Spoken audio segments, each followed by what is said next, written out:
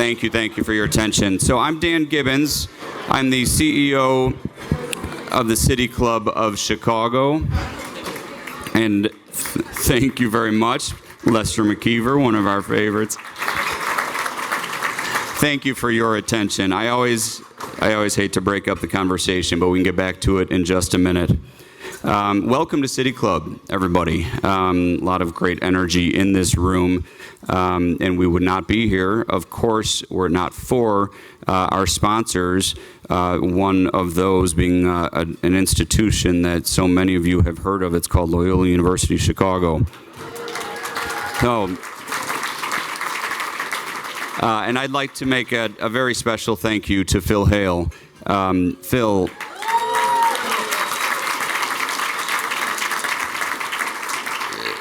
Phil has helped, along with Loyola, but really Phil has helped elevate City Club, especially over many years, but especially as we've reimagined it over these past few years. Phil was one of the first people that I went to and had lunch with, and got some great ideas, and his passion for the city, for civic engagement, and of course for Loyola is unmatched. Thank you, Phil, for pulling all this together.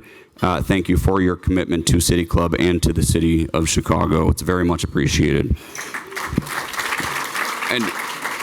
And part of that reimagination has also been to engage the next generation of leaders, and Loyola has been a big piece of that as well. Jim Flavin and the Ramblers Brotherhood have been a big part of that as they've attended so many programs and engaged in the conversations. There are so many great future leaders here that are always a part of the City Club now, so we very much appreciate that. Thank you, Jim, and thank you to the Ramblers Brotherhood. MPEA is also here and a sponsor. Thank you, Larita Clark, who's been a little busy these last couple of weeks. Strategic Consulting and Lissa Dross. Lissa, where are you? Thank you for your sponsorship as well. I'll ask you all, we've got a few more acknowledgments, but as you prepare for the discussion, please, there are blue pieces of paper on your table. Please locate those and feel free to write out a few questions. Omar Brown, a Loyola board member and Big Ten bigwig, is going to be leading our discussion today with Dr. Reed, and we'll be sure to get him those questions before and even during the conversation. And as you enjoy your lunch, I just want to acknowledge a few more people that are here because we have some incredible folks joining us. Attorney General Kwame Raoul is here.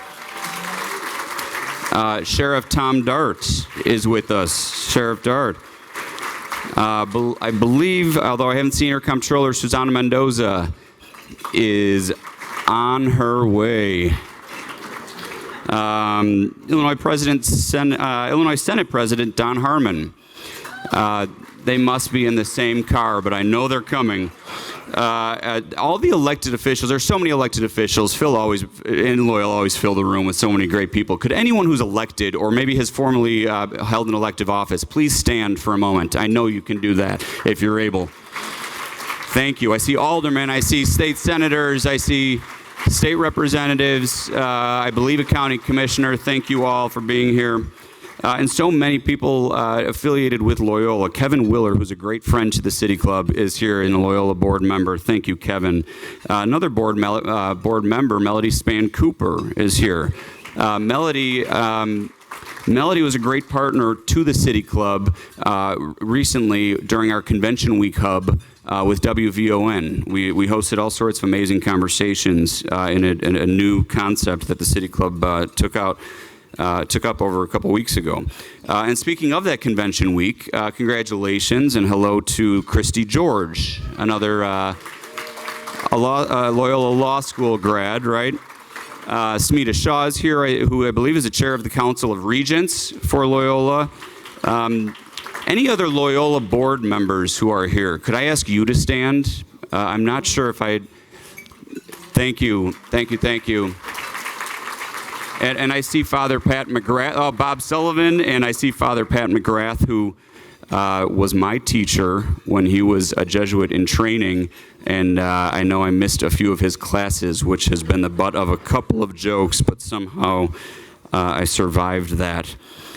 So it is great to be among so many Jesuit-educated leaders and friends of the Jesuit tradition. It's no coincidence that there's so many public servants who share that Ignatian value of being men and women for others. And as we also enjoy our lunch today, I do want to take a moment just to acknowledge that personally, I learned this morning that my Aunt Janet Joyce died suddenly. And thank you. Janet taught thousands of Southside kids over the course of her career as a teacher. And she was also the wife of my Uncle Jim, who was a firefighter turned eventually commissioner of the Chicago Fire Department.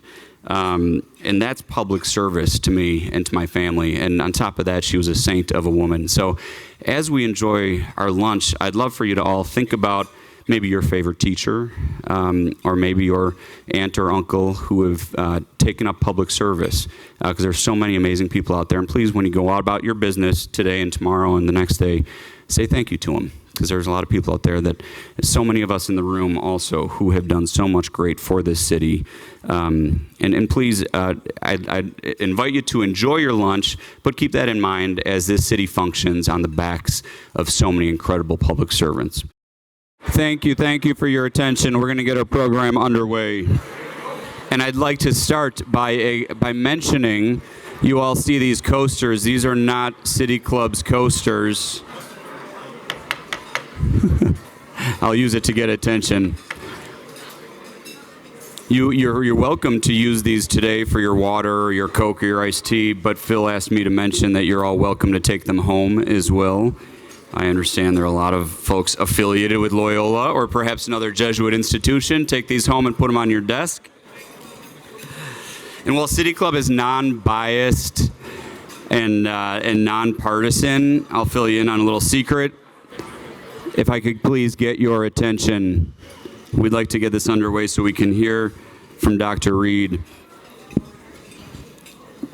As I mentioned, City Club, non-biased, nonpartisan, but I'll let you in on a personal secret that AMDG has been part of my password for anything starting with my first email from St. Ignatius College Prep to Marquette, and of course through my time at Loyola's Rome Center.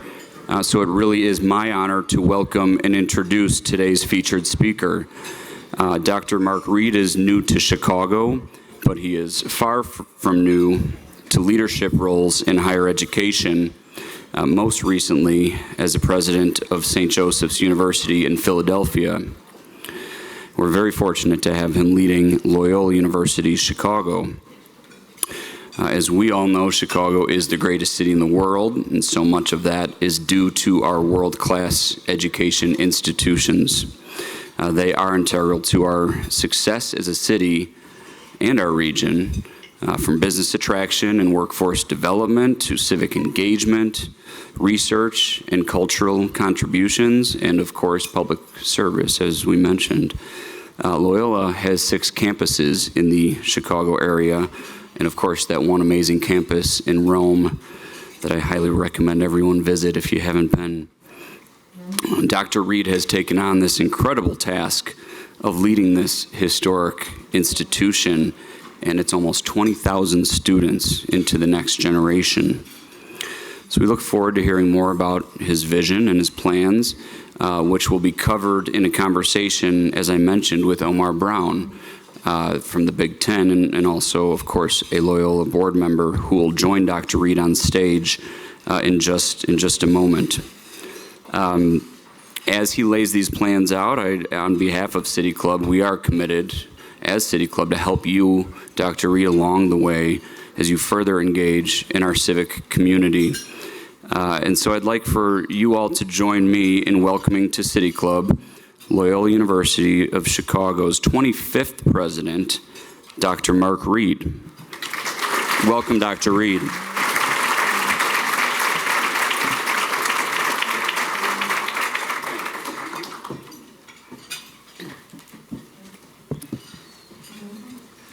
Thank you, everybody, and thank you, Dan, in particular, for the kind introduction.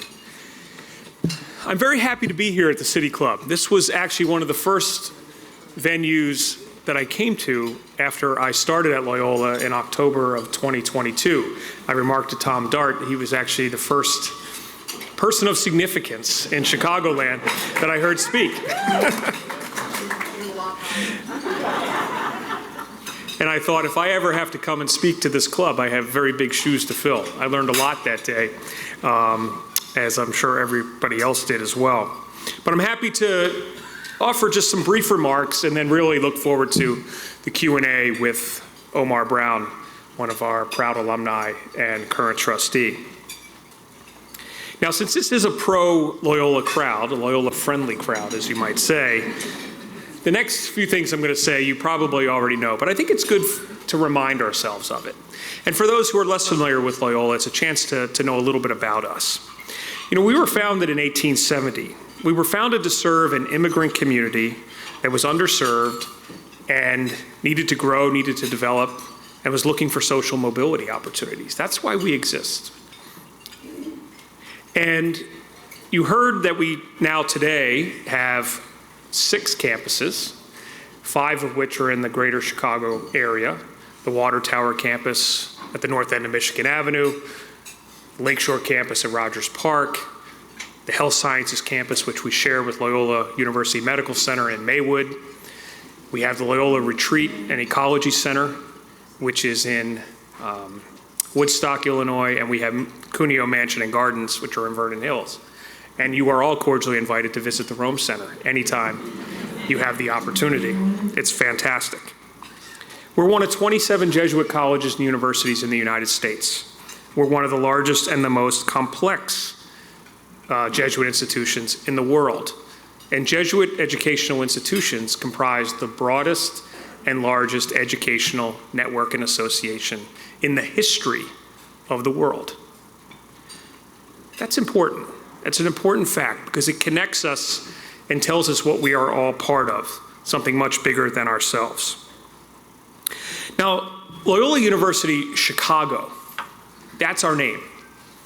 Chicago is not an add-on adjective. It is part and parcel to who and what we are. Chicago defines us, and being founded in 1870, it is not a stretch to say that we grew up with the city of Chicago. So Chicago's history is our history, and Loyola's history is Chicago's history. Now at Loyola today, we have 13 colleges and universities that range from the traditional schools you might find, the College of Arts and Sciences, Quinlan School of Business, to the law school, to the medical school, to schools that are innovative and new and distinctive, like the School of Environmental Sustainability, and everything in between. Loyola has more than 4,000 employees. It has 17,000 students. It's not a small little institution at the north end of Chicago or at the north end of Michigan Avenue. It's much, much bigger than that. Loyola is strong, fortunately. We're strong in the sense that we enjoy tremendous demand from prospective students. That's not an insignificant thing today. For those who know a lot about higher education, you know what a competitive marketplace it is out there. And to have more than 40,000 applicants for your incoming first-year student class is a wonderful thing to have for 2,800 slots. And if you think that's good, try applying to the Stritch School of Medicine. They have more than 12,000 applications for 170 slots. We need to do something about that. We need to find a way to increase more opportunities for so many qualified and deserving people who want to go to medical school. The finances of Loyola University Chicago are strong, whether it's the rating agencies' views of us, whether it's measured by endowment, whether it's measured by annual operating performance and consistent, steady results that enable us to reinvest. Loyola is strong.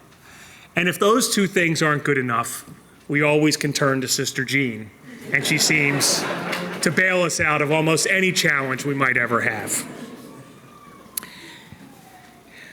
So I mentioned that Loyola is an anchor institution. It's a significant driver of the regional economy, whether that be through economic development, opportunities, and facilitating connections for global networking, as well as neighborhood revitalization. Loyola has educated generations of leaders in Chicago. Today, alumni populate critical roles in business and law, government and medicine, and many other fields. I know the crowd I'm talking to because many of you are in this room. I can hardly go anywhere for Loyola events or social events with my family and get into a conversation and not have somebody tell me that they themselves or they know someone who graduated from Loyola University Chicago. Loyola alumni permeate the city of Chicago and increasingly permeate other regions of the country as well. Now, I think what makes Loyola special, what makes Loyola have the staying power that it does and the impact that it has, and what more broadly can be said about Jesuit higher education or even secondary education, the secret sauce is that Jesuit education both stays the same and it evolves to meet the needs of the challenges of the day. It has stayed the same for nearly 500 years in many respects. That's when it was first founded. And Loyola's been here now for more than 150. So we haven't even been around for half the length of time that Jesuit education has been in existence. So there's a lot of staying power with that. How many companies, how many organizations, how many governments, how many countries can say that they have been around for that long? Okay, so there's something about it. And stability and core principles are important. But of course, if you only stay in that lane, you become obsolete so quickly. So what are some of those core tenements? Obviously, a commitment to liberal arts undergraduate education. Maybe that thing that our undergraduates from time to time go, really, do I have to take courses in this, that, or the other thing? I'm teaching a class this semester, so I have some students in applied calculus twice a week, and I guarantee you some of them are wondering, how is this going to relate to anything I am going to do in life? Of course, we point out that it is and how it is going to do that. But courses in philosophy and history and social science and English literature, these form incredibly well-educated, well-rounded critical thinkers, writers, communicators, no matter what their majors and disciplines are. It's a non-negotiable for us. It has been for hundreds of years, and it will be for the next few hundred years as well. We care deeply, obviously, about the formation of individual students, but also our faculty staff, and we continue that care about the formation of our alumni, who they are, what they become, and how best can the institution serve them to help them achieve their ultimate goals and objectives. Our faculty, no matter how engaged they are in their research activity, also teach. They teach undergraduate students, they teach graduate students. This defines us. It's a very high-touch environment. I could go on and on, of course. But also, we evolve, we change, and we do things that were unthinkable 500 years ago. That certainly were unthinkable 154 years ago when we were founded, and in some cases were unthinkable 10 to 20 years ago. A few examples of that, we have become a Great Lakes leader in applied approaches to sustainability and environmental equity through our School of Environmental Sustainability. It's been said, and this may come up in Q&A, Loyola's been doing things to support the environment and sustainability before it ever really was labeled that, and before it became kind of the cool thing or the must thing to have to do. We have interdisciplinary centers such as the Institute for Racial Justice and the Baumhart Center for Social Enterprise and Responsibility. These are hubs of scholars and practitioners sharing high-level research on urgent issues and facilitating community collaborations to address them. Our law school has a very interesting initiative and timely initiative now dealing with the tough issues of immigration and issues at our border. And what are the legal implications of all of this? We know what the political implications are. They seek to go below that and actually address those core issues at a human level and a practical level. Our medical school was the first in the United States in recent years to openly admit undocumented students, DACA students, if you will, and through partnerships with people like Senator Durbin, figuring out ways to make that financially possible. And we've had over 40 students graduate from the Stritch School of Medicine who are undocumented and otherwise never would have become medical doctors and contributing physicians in our country.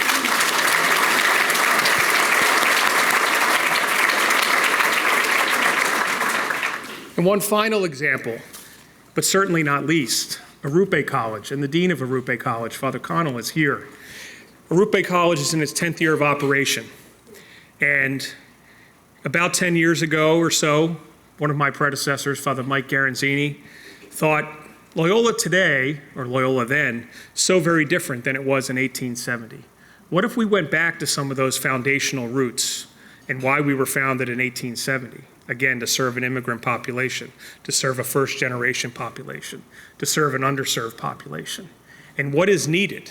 And what Loyola determined at that time was to do something that hadn't been done before, which was to launch a 2-year associate's degree school within a larger research university. And by the way, that's a private university doing it, not a public institution.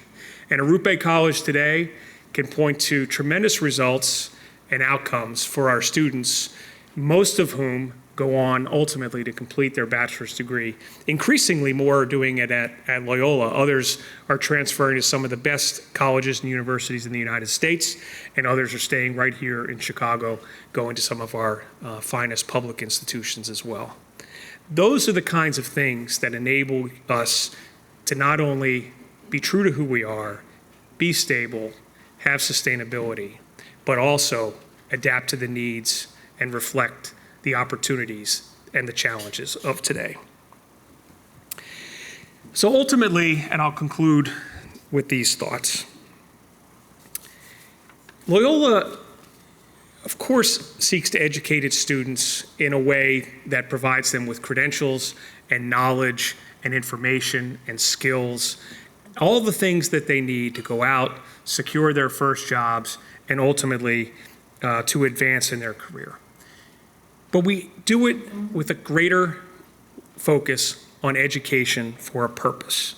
We're committed, of course, to the discovery and the transmission of knowledge. But reflecting our Jesuit and Catholic heritage and our founding roots, we seek to integrate that excellence with religious commitment, no matter what that religious commitment might mean for any individual person. And we do that to both form and inform our students. A great tagline we like to use, and I know it's not original, others may use it as well, but I think it sums up Loyola and it sums up Jesuit education, is we want our students to leave us wanting the same good things for others that they want for themselves. Think about that for a moment. In other words, the education that they receive from us ultimately isn't just for them. It's for them to go out and to do something to contribute to the greater good of their communities, their lives, their families, society, our country, our world. We want them to know how to think, but we don't teach them what to think. So that's ultimately why we exist. And so finally, I had the tremendous good fortune to travel with a delegation and members of our board of trustees and members of the senior administration, a few of whom who are here in this room, so they'll know exactly what I'm talking about. And we were in Spain and Rome for 10 days in May. And we were following the history of Jesuit education, the life of St. Ignatius. And during our time in Rome, we were able to have a private audience with Pope Francis. And we really didn't know what to expect, but we had a private audience. We were ushered into a private room, sat down, and Pope Francis came in, and he gave us an address. And he laughed with us, joked with us. He wouldn't let us leave until we had a group picture. Everybody had an opportunity to interact with him. But in his address, a little passage has stood out to me. And so I'll end with these remarks, and we'll transition to the Q&A. He was challenging us as leaders of Loyola University Chicago to remind ourselves that education is not just a transmission of knowledge, but a commitment and a method of forming people who are able to embody the values of reconciliation and justice in every aspect of their lives. The mind must be formed so that the heart can be generous, able to engage with reality and the demands of the times, and the hands must be able to work actively. That's quite a challenge. It's quite a responsibility, but frankly, it's quite a privilege. And so thank you for your attention, and I look forward to the conversation.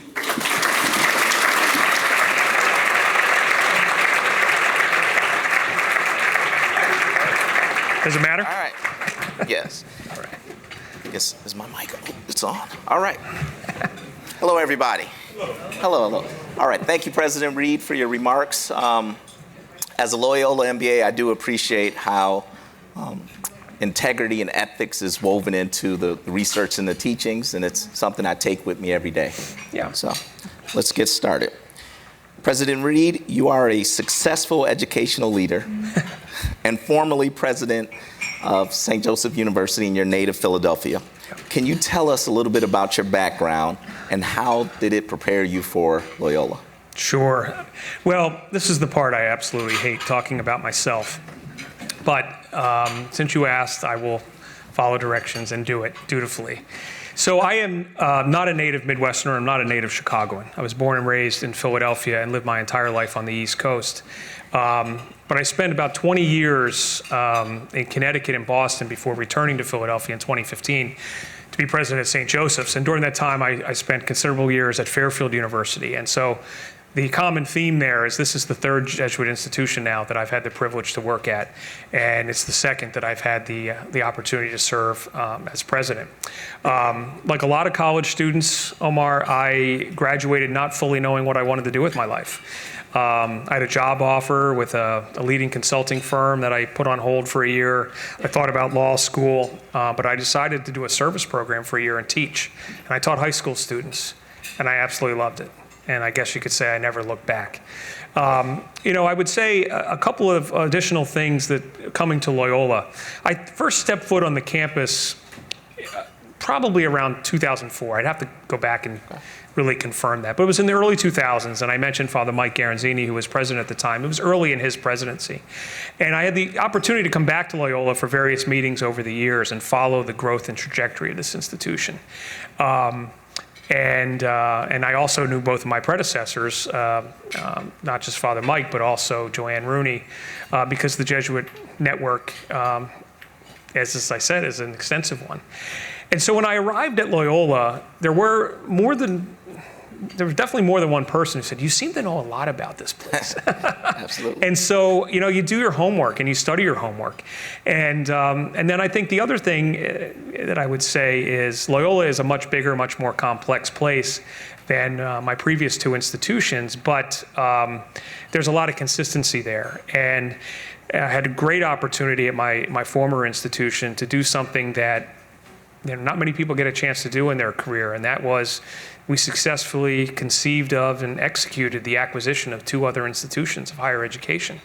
And when I got to Loyola, somebody said, "Are we going to take over another university?" I said, "Absolutely not." I said, "We have 13 schools and colleges. Maybe we should shed one or two, I'm kidding. Don't tweet that out. So, I was fortunate to have just simply have had a lot of different kinds of experiences that all kind of relate to what the job of the president is. And I've just been lucky. Absolutely. So, President Reed, you've now lived in Chicago for about 2 years, and we are sitting in the City Club of Chicago, and I'm sure everybody wants to know, so what are your impressions of Chicago? It's flat. I thought Philadelphia was a grid. It's a grid, it's flat. A couple of more funny, maybe observations, and then a more serious one. You all like to talk about the weather a lot. Now, you can say the same things about native Philadelphians. We like to talk about, how we're just as good as some of the other cities that we don't get enough credit for, or, how our sports teams really are, more gritty than everybody else. What I will tell you about Chicago and what attracted me to Chicago, Omar, I lived in the greater New York area for a long time. I did live in the Boston area. And Philadelphia, these are cities that matter. And Chicago is a city of substance and a city that matters. It's not an exaggeration to say, and I hope I'm not insulting anyone when I say this, it's the New York of the Midwest. It's the capital of the Midwest. Big things happen here. And it didn't take me very long after arriving to realize that. And I continue to realize it every day. Thank you. Yeah. So, in recent years, Loyola has increased its research stature and global connections. Can you talk to us about how a tuition-driven university like Loyola sustains that growth in academic leadership, but also manages to maintain its core mission of access and attainment for students of all backgrounds? Sure. It's not easy and it's expensive. I mentioned some of the facts about us, but maybe a few more facts would be relevant as well. Last year, in our last fiscal year that closed on June 30th, we distributed over $300 million in the form of financial aid to students. $300 million. It's a lot of money. Most of that, quote, unfunded in the sense of it's straight discounts off of tuitions and the like. Certainly we have endowed scholarships and we have tremendous support through Pell Grants, MAP grants, in particular to Illinois. But you have to make the investments. That's how you do it. And you have to make the place as accessible and affordable for as many students as you can. 54% of our just entered freshman class identify as students of color. And we have, in excess of 20% students who are Pell eligible. Those are some of the ways that we do it. But you have to run your institution in a manner that gives you that flexibility, that common expression, no margin, no mission. Yeah. Loyola, 20 plus years ago, decided it was going to do everything it could to never find itself in a precarious position financially that would curtail its growth or limit its kind of aspirations and the like. And it's been incredibly disciplined doing that. And it's had a series of leaders, not just presidents, but other leaders and faculty who are all committed to that. And it takes everybody aspiring to it. But a couple of other things. I mean, when it comes to being a place that is accessible, that is affordable to students, it involves starting colleges like Arupe College. It involves having wonderful partners like Hope Chicago and being one of their priority partners. It means reaching out a lot. But also, long term as we go forward, if I were sitting here on a panel with my colleagues from the other private universities, and even the public universities here in Chicago, they would talk about the importance of the philanthropic community and philanthropic efforts to do this. We cannot put all of our aspirations on the backs of students and families. And so increasing our success from a fundraising capacity and being as competitive as we can with every federal grant opportunity that's out there, that's how we do it. And there's certainly more, but those are the most obvious ones to me anyway. Absolutely. Let's talk a little bit about some sports. I love to talk about sports. All right. So everyone should know Loyola competes in Division I sports and is a member of the Atlantic 10 Conference. You serve on the NCAA Division I's Board of Directors and its finance committees. And I think everyone has heard in the past few years, college athletics has gone through some dynamic changes from NIL to transfer portal to conference realignment. So can you talk to us about how Loyola is navigating that new environment and how does Division I athletics fit into the educational mission of Loyola? Sure. When you asked this question, it reminded me of your first question and sort of your background. So I've been fortunate at 3 different universities to have direct oversight of Division I athletic programs since 2004. So that's 20 years now. And I've seen a lot of changes during that time. And there's usually a lot of, I will call it sometimes hysteria around some of those changes. Very few things generate the type of emotional reaction that college sports or sports in general can generate, right? And I believe wholeheartedly in the importance and the impact and the power of college athletics. So much of what we see is really about college football and the issues that you talked about, to a lesser extent college basketball, and not really the reality for most everybody else. But nonetheless, to those issues, and they have changed, all the reasons that you cited, from my perspective, you have to stay true to who you are and not try to be something that you are not.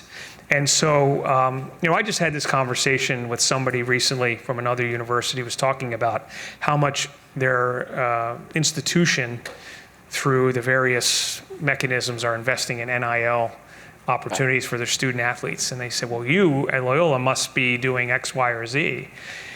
And I wasn't going to disclose, but I thought, no, we're not. Okay, yes, we're participating, and we're not preventing opportunities to our student athletes for all of those things, and we're facilitating where we can. But there's so much more that goes into creating a winning culture and a winning program than simply dollars and cents that go to student athletes. I know our basketball coach, Drew Valentine, is here, and part of the reason why players choose to come to a place like Loyola and choose, more importantly now in this day and age, to stay at a place like Loyola, because really the reality is after one good season, somebody could be poached. It's a free agent system, but the reason they stay is really cultural, for how else to define it. So making sure that our culture and how we embrace our student athletes, help develop them and support them, is really how we deal with it. I do sit on the Division I Board of Directors. I've been there now for a little more than a year representing our conference. And sitting in the room with colleagues from the University of Georgia, the University of Utah, or other Power Four now conference institutions, I can tell you that they're at a loss for how to sometimes address these institutions. These are major universities with almost professional sports franchises attached to them, okay? At Loyola, that's not the case. I don't think it will ever be the case. But from my vantage point, we just keep doing what we're doing. And I'd be remiss if I didn't remind everyone that as we've been doing what we've been doing, we're still the only university in Illinois that's ever won the national championship in basketball.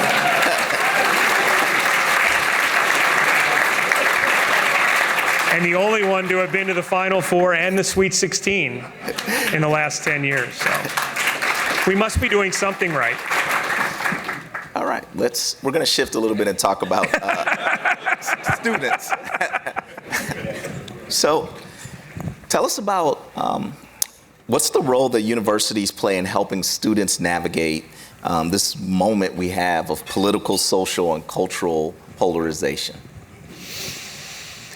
Well, I mean, I think universities become a focal point for a lot of people. There's a lot of hope and aspirations and expectations and demands on universities to deliver in this regard for a variety of reasons. I mean, in some respects, we do it to ourselves. We hold ourselves up as kind of being these, these ivory towers, these places where you can kind of retreat from the world and kind of rise above it all. We're also expensive. And so people want to see a return on that particular investment. But I think we do it in a variety of ways. And at a school like Loyola, at Loyola, and I talked about this in some of my opening remarks, it's part and parcel of our mission and who and what we are. So when difficult issues arise, and they do, and they have forever, and they will continue for forever, we go right to our mission. And what does our mission say that we are? And that's what we attempt to do. Again, in conversations with some of my colleagues from other universities, when we talk about this, they often will come back and say, gosh, you have such an advantage because of your mission, because of your identity. You have a place to start the conversation. And it's imperfect, but it at least gives us an opportunity to start a conversation in a collaborative way as opposed to an adversarial way. And a few other things, that I think are important. I mean, our student body is incredibly diverse, as I mentioned. And so being attentive to that diversity is incredibly important. In addition to our, expected campus ministry staff that you would think a Jesuit Catholic institution would have, we have a full-time Muslim chaplain. We have a full-time Jewish chaplain. One of the best student events I went to in my first month, my first year at Loyola, was this annual dinner that our Jewish students and our Hindu students host together, right? I'm using these examples because these are obviously some of the more, pressing tensions of our time. But when we think about diversity, equity, and inclusion efforts, and unfortunately, that's become a political punching bag, right, in many respects. For us, it flows naturally from our mission. Okay, it just does. And so we're not necessarily trying to do something new. We might use different language to describe it. We might have greater focus, greater attention, and be more successful as a result of that. But as I said, this mission's been here for a long time. It's going to outlive us, and that's what we lean on. Love it. All right. I think I have time for one more question. You teased this one up, so I'm going to ask it, Sure. okay? So Loyola has emerged as a leader in the study and the solutions for environmental and sustainability plus human climate change. Can you tell us a little bit about the global and local impact of that commitment? Yes, and I joke that Loyola's been doing things for the environment before it was cool to do it for the environment. That's not original to me. That was said to me by a few different people. The first thing I think of in response to your question is what is known as one of the apostolic preferences of the Jesuits. And in fact, now that I think about it even further, another apostolic preference is very relevant to your previous question. So the Jesuits, the Society of Jesus, the order that founded Loyola University Chicago and continues to animate our identity and our mission, established a few years ago apostolic preferences, essentially to guide the work of the Jesuits around the world. And one of the four is care for our common home.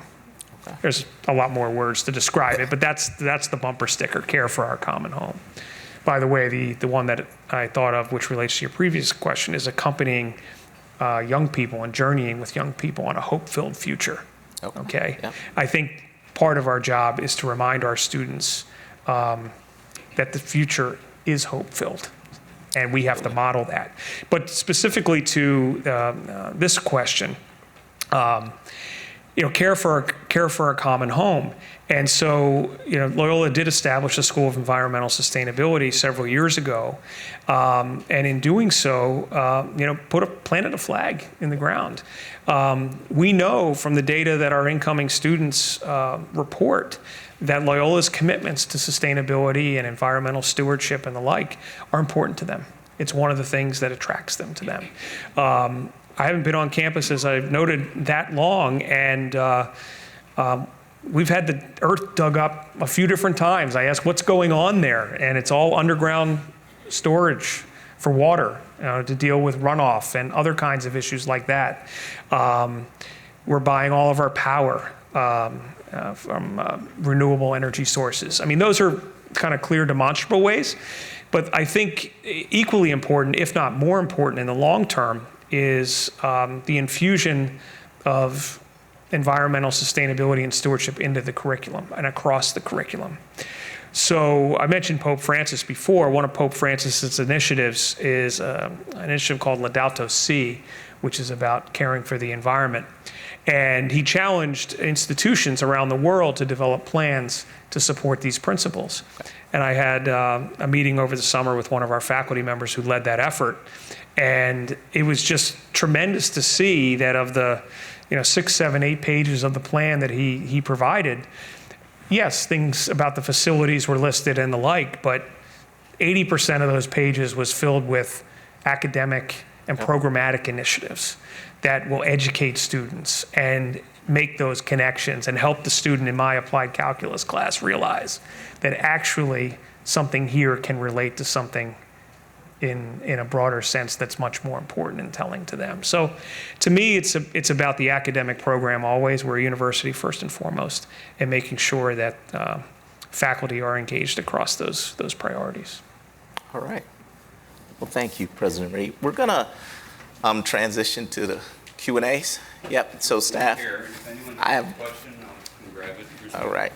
I'm gonna start with my first one. Am I supposed to say who the question's from? No? Yes? You want me to? Okay. Be honest. All right. All right, Meg, you're up first. So how is Loyola a citizen of Chicago? And how does the university provide scaled involvement for its students within the city? And she also added, P.S., go Ramblers, my son is a proud Loyola freshman this fall. Sure. Well, first and foremost, I mean, we're wholly, our undergraduates in particular, I mean, we're wholly located within the city of Chicago. So our students live, study, recreate, socialize, you name it, in the city of Chicago. All of our freshmen and sophomores, they live on campus. Our juniors and seniors, they live close to campus. And obviously, of course, our commuting students, come from Chicago. That's who they are. Okay. Yep. And, so I think sometimes anecdotes can help. We have one of the coolest traditions at the beginning of the year where one of our professors takes our students on a overnight bike tour of the neighborhoods of Chicago. And literally, they all get on bikes, they ride through the neighborhoods, and he takes them around and he shows them around. I mean, we tell students from day one, this is your home and we want you to engage, and they do, okay? Service opportunities are another way in which, that happens in spades. And both service opportunities that are purely extra to what students are doing in the classroom, or their other activities, and other service opportunities that are very particular to it. And then, additionally, I think one of the greatest services and one of the greatest examples of Loyola being a citizen to Chicago and really Cook County more generally is our criminal justice program. Yep. And some of the work that we have there on criminal justice reform and the studies that our faculty have been doing with regards to bail reform and other changes to sentencing guidelines and the like. I mean, they're providing the data to either validate the policies that exist or to suggest changes in the future. So, I mean, those are the opportunities that come to mind. All right, we have a question from Dorothy. It aligns exactly what the professor was doing. So, are you willing to collaborate with your immediate Rogers Park and Edgewater neighbors to make a better plan for the university and the neighborhood? I'm sorry, was the first part of that question was? Are you willing to collaborate with your immediate Rogers Park and Edgewater neighbors? Absolutely. I think Loyola has always wanted to be a good neighbor to where it is. Universities, we're physically present, all right? You don't pick up campuses typically and move them. That can happen. I mean, the university was founded where St. Ignatius College Prep was in 1870, and, in the early 1900s moved to Rogers Park, but we're not picking it up and moving it anywhere. Same thing with the Water Tower campus or the Health Sciences campus. So the vibrancy and the desirability and the conditions of our neighborhoods are of vital importance to us. So we absolutely, want to do that. There inherently are tensions in this, and that's something that has to be worked through. But we have a vested interest in our neighborhoods and in their future, and so of course we want to be partners in that. Okay. All right. So we have a question from Kwame. Do you feel that there's a need to navigate away from using the nomenclature of diversity, equity, and inclusion? Is there danger in doing so? Mm-hmm. You got an easier question? Just eat lunch with them. Well, no, I don't think there's a need to, but I think we have to recognize that for some people, that language is a weapon, and therefore you got to know what you're engaging with. I mean, that's why I've said at Loyola in particular, you cannot be a Jesuit Catholic university without having a commitment to diversity, equity, and inclusion. So if we can be more successful doing that work by focusing more on the mission end of the language than on what I would call the contemporary, acronyms, then I'm a practical person, and I think, let's do that. But I think the risk there, of course, is to just abandon the work, and that I think is concerning. I'm 50 years old. I graduated from college in 1996. And I can remember as an undergraduate at my institution, at that time, a racial incident happening on campus. Somebody wrote something really inappropriate on a poster or something on campus. And campus rallied around that and the like. And at that time, the lingo was multicultural relations, multicultural affairs. And that, survived for a long time. And then, as I saw the work change at institutions, it evolved into the diversity programs, diversity initiatives, and institutional diversity, student diversity, and then DEI, and even DEI. I mean, DEIB, and there's others as well. So again, I'm a practical person, and I just think as long as we are committed to the core and the true essence of the work, in some respects, I'd say call whatever's necessary to get the job done. But at the same time, I don't like to concede, in particular when I think somebody's just weaponizing something. Absolutely. I'm going to apologize for pronouncing their name incorrectly, but it looks like it's Jadanis. And so their question, two-part question for you. So we'll go 2 parts. We'll go one part. First part. How did you know that this mission was what you wanted to do? Was it a specific moment, your inner compass, or a combination of things? Well, in some respects, I guess I didn't have a choice. I was sent to a Jesuit high school at the age of 14. So it's something that I just experienced. And it had a tremendous impact on my life. I think all of us, if we close our eyes and reflect, can think of teachers, mentors, coaches, advisors, guidance counselors, whomever, that impacted your life. And if you really said, okay, but maybe there's a dozen of them, but who are the 2 or 3? You can think of those, and I can name those people at different points in my life. And so I feel a sense of responsibility to give back in that regard. So that's kind of where it came from. So part 2 for you is, and this is from a sophomore at Loyola, just so you understand the context. So what advice would you give young people just starting out in their careers / professional journeys? I would say don't put too much pressure on yourself. Okay. I just think there's so much pressure that I see our young people facing, and it's coming from a variety of sources.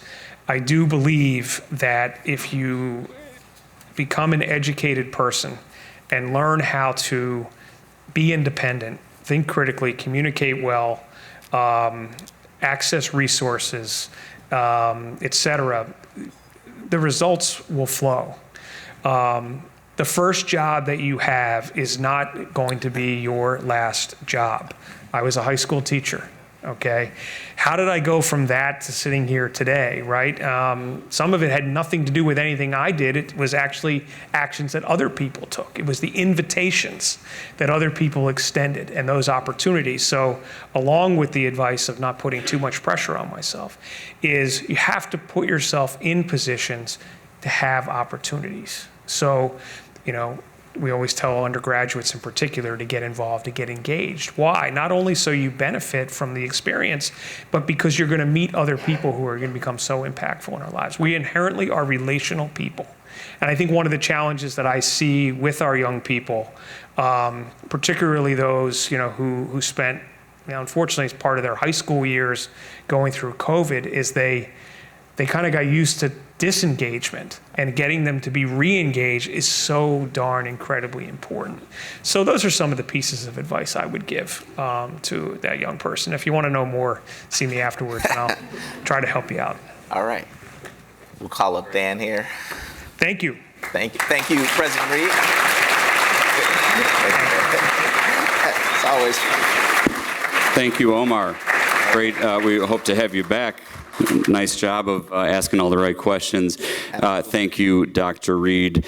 Thank you for, I noted, teaching them how to think, but not what to think. Today, there's a debate tonight, if anybody hasn't heard. And during this politically divisive time, that couldn't be more important, right? So thank you for all your efforts. Thank you for being here at City Club.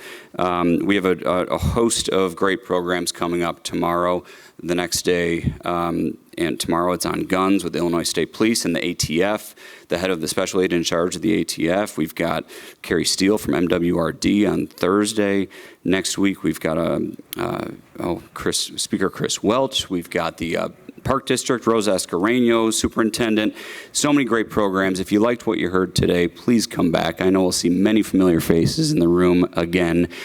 Janice Jackson, Mary Dempsey, Lester McKeever. Just such an amazing group of people, that Rick Estrada that we didn't even recognize earlier. So thank you again all for being here. Thank you, Dr. Reed, for all you're doing. We're going to be right alongside you during this journey, and we look forward to having all of you back at City Club soon. And feel free to go forth and set the world on fire, right? Thank you.